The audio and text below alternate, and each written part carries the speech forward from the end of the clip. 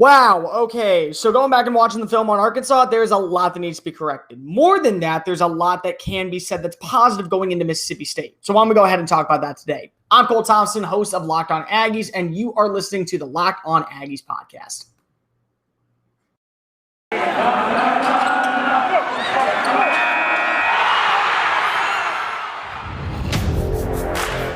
You are Locked On Aggies, your daily podcast on the Texas A&M Aggies. Part of the Locked On Podcast Network, your team every day.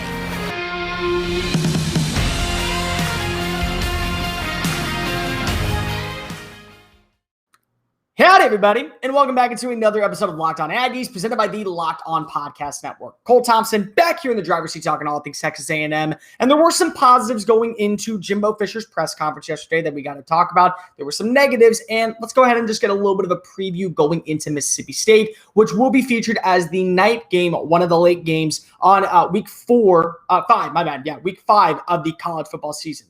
Thank you, the listeners, though, for being our very first listen every single day right here on the Locked On Podcast Network. You can check us out on iTunes, Spotify, and, of course, watch us live every single day here on YouTube. But as always, this episode of Locked On Aggies is brought to you by RockAuto.com. RockAuto.com is an online auto parts service system that has been serving customers for the past 20 years. Go visit RockAuto.com and type in Locked On the How'd You Hear About section so they'll know that we sent you. Amazing selections, reliably low prices, and all the auto parts you will ever need. RockAuto.com is the place to be.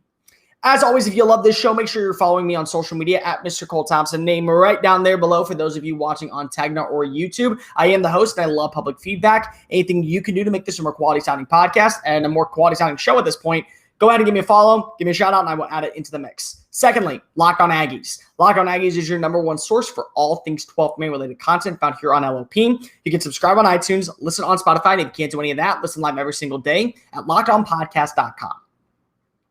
So let's go ahead and talk about some of the positives that were said at Jimbo Fisher's press conference yesterday. Number one was the running back group as a whole. And again, I think when you look at the running back group, that is the most stable position, even with inefficiencies and exclamities on offense. You know, every single play, you can see Devon Achane trying to get that hole. And if he gets it in one quick snap, he's going to the races. It's that close. I mean, and I went back and I watched the film. If Kenyon Green holds a block for a second more, if Ruben Fothery holds a block for a second more, if Aki and Bryce Foster can open up the B gap just enough, he's sliding through, Bumper Pool's kind of pulled in, Grant Morgan's kind of pulled in. It allows him to get to that second, third level of defense. And I mentioned it on yesterday's show, and I'll mention it again.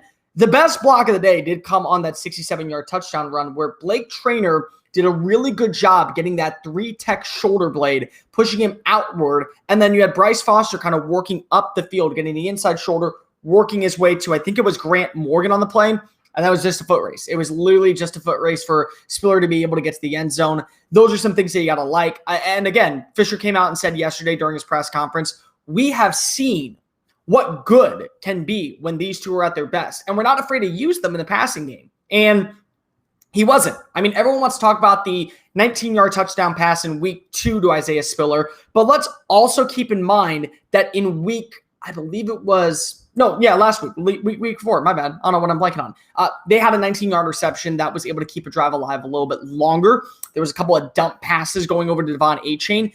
It just comes down to blocking. It really just comes down to blocking. Let's talk about the other positive thing, and this is on the defensive side of the football.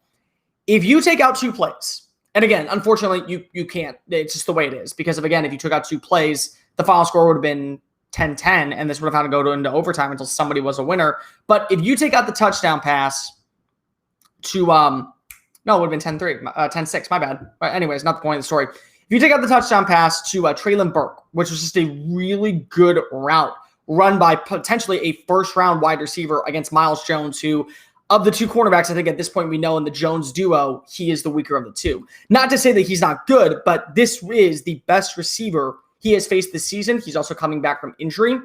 You take that 85-yard touchdown out, and if you make a tackle on like that 18-yard route, that should have been, that's it, like an 18-yarder, a 14-yarder, a 12-yarder, instead of the 42-yard touchdown pass to A.J. Green. A&M only allowed 133 yards of offense passing. That was it.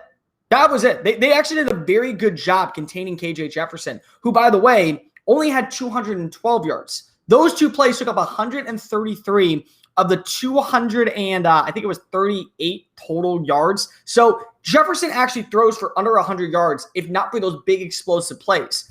And A&M still ranks nationally inside the top 5 of pass defense going into this weekend. I think they're number 4. I think that Georgia's number 1 or number 2, and I believe University of Houston is number, I want to say it's 3 or 4, but they're right there. They're still a top 5 team. They're number 2 in pass defense, which is very good because this is a team that they're going to be facing up this next week that is extremely talented offensively. And they run a bunch of 4 wide receiver sets. They run a bunch of spread formation. This is the air raid offense. Everyone knows what Mike Leach does best. It is passing the football, passing the ball. Will Rogers, he's a top 10 quarterback right now, statistically in almost every single category because of it.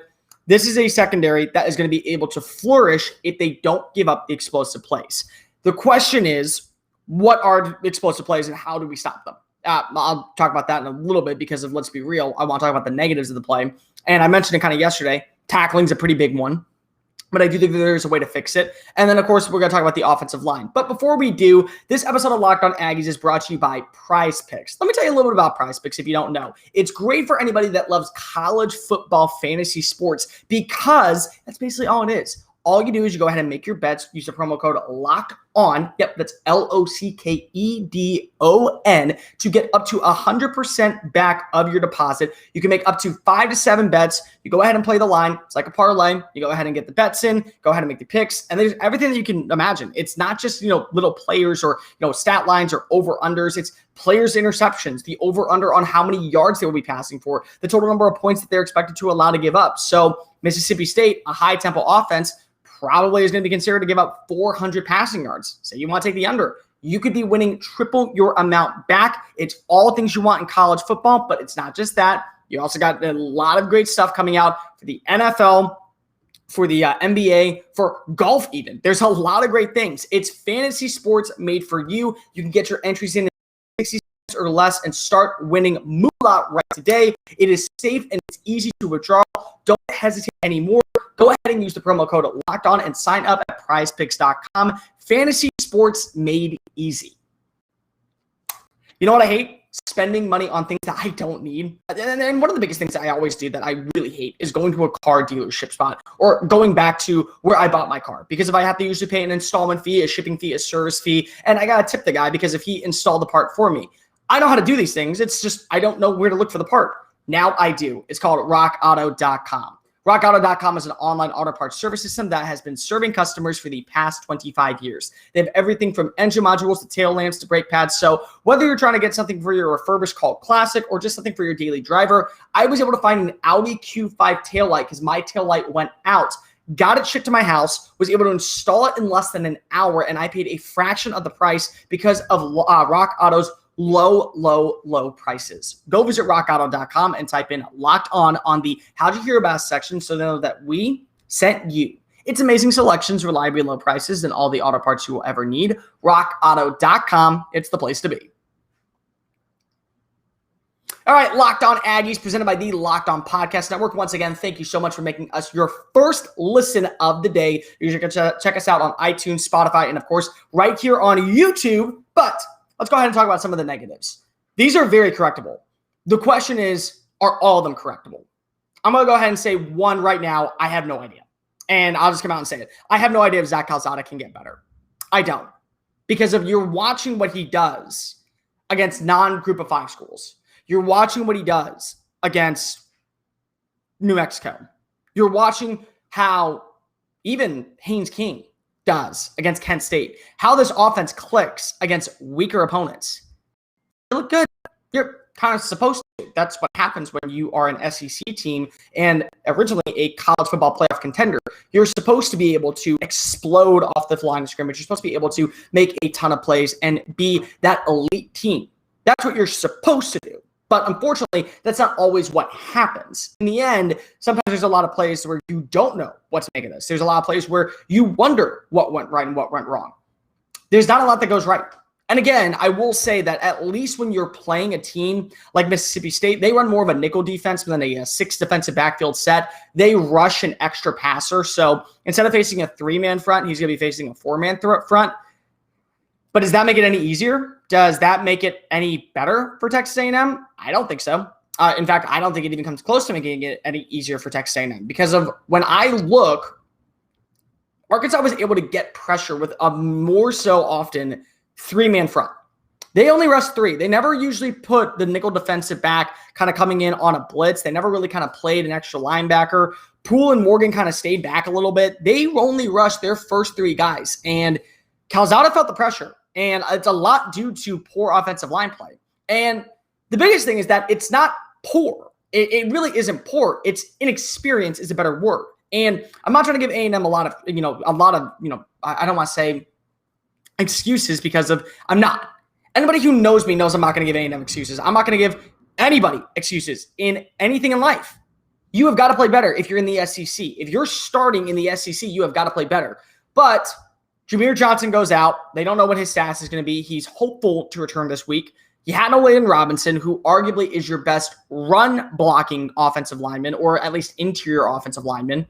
You have to play Blake Traynor at times, who, in my opinion, is not athletic enough to be a tackle. You need to play guard, not tackle.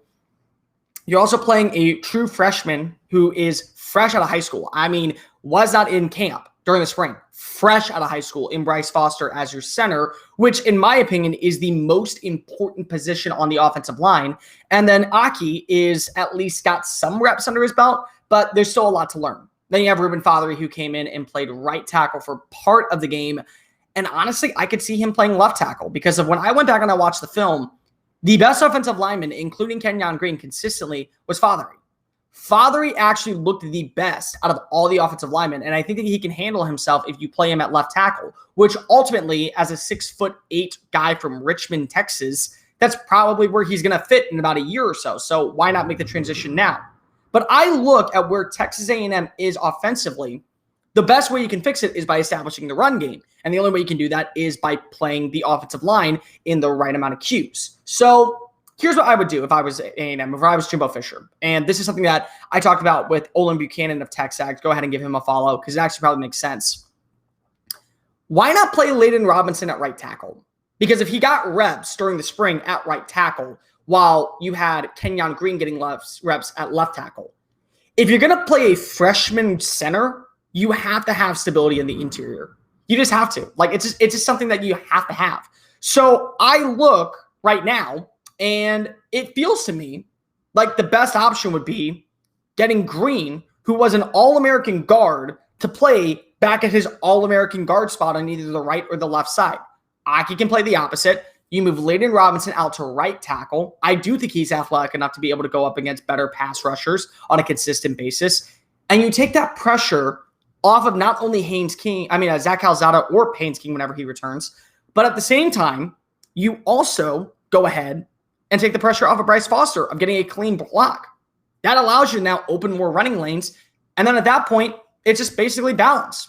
Go ahead and play as much as possible. Go ahead and shoot down the clock. Get as many touchdowns as you possibly can, and hope that every single play ends in a 6-yard run from Devon Achane, a 5-yard run from Isaiah Spiller, maybe Anaya Smith gets a jet sweep, and it allows you to be more balanced. It allows you to be a little bit more balanced offensively. Because of right now, the weaponry for A&M is not the problem, but getting the ball to them is. Now, there's also no day-to-day process. We don't know for sure. I asked Jimbo Fisher this yesterday. He said Caleb Chapman and Chase Lane, both of who were inactive during A&M's loss to Arkansas, if they'd be playing this week. He says they're day-to-day with minor injuries. That there's no Hezekiah Jones either right now. So Jalen Preston had a really good game. I'm actually working on a story on him later this week, so you can go ahead and check that out at allaggies.com. But outside of him and Anaya Smith, you don't really have a lot of weapons, but you also can't get the weapons to them.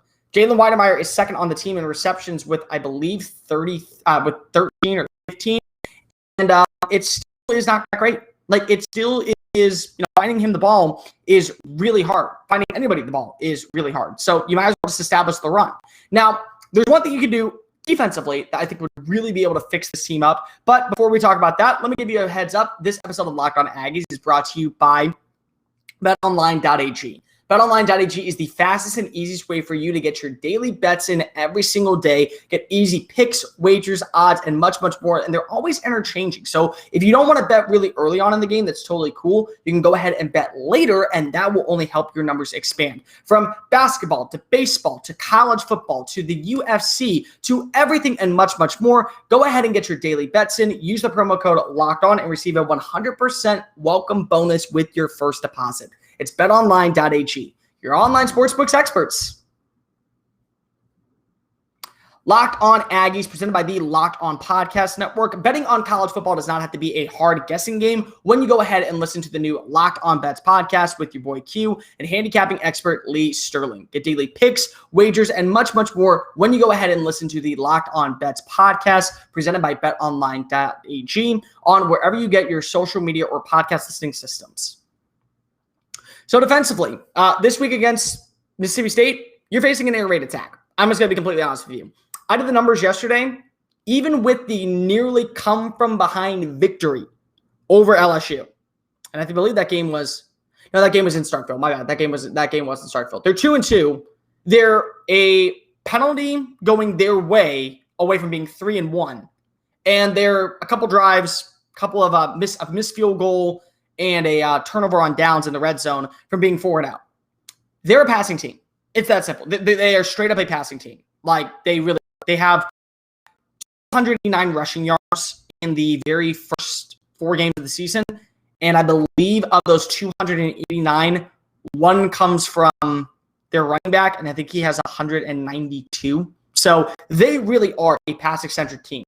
Every single game, Will Rogers, their starting quarterback, has thrown for at least 40 attempts. In 2 games, I believe he's thrown for over 60 attempts. So this is going to be a team that is high tempo, constantly trying to play the clock, constantly trying to move the ball, and they're going to run a lot of 4-man wide receiver sets. Not a lot of tight ends. They'll sometimes run maybe a 12-man personnel. Maybe every once in a blue moon they'll run a 13-man personnel. Well, they do run 3 tight ends with a 2 running back backfield set. I expect them to run a little bit more 12-man personnel than probably 11-man personnel at times. And 11-man personnel, the 1 tight end, it actually will be kind of a spread, but they'll have 2 running backs. You also can run the one where they just are playing no running backs. I've seen them do it on a multitude of occasions. Get your best tacklers out there. Plain and simple. I mean, if you're going to play a zone defense for most of the game, which I don't think is the best plan, but in my opinion, it doesn't really matter. Get your best tacklers out there. Because the last thing you want to do is have a guy not only give up a big play, but not be able to tackle. I kind of talked about this yesterday. When you go shoulder tackle, when you try to lay them down, when you try to chest bump them and use physical aggression, use your damn hands. Like use these things. Hi, this, that thing. Go ahead and wrap them up. That's all you got to do. If you wrap them up, you're going to be in a good spot.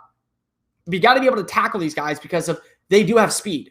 And the reason I bring this up is because of Mississippi State last year had an atrocious defense. There's probably only 2 worse than them in the SEC. One was Ole Miss. It was honestly, I think it was the 2nd or 3rd worst defense in the entire country, and Vanderbilt. And then it was Mississippi State. That's not the case anymore.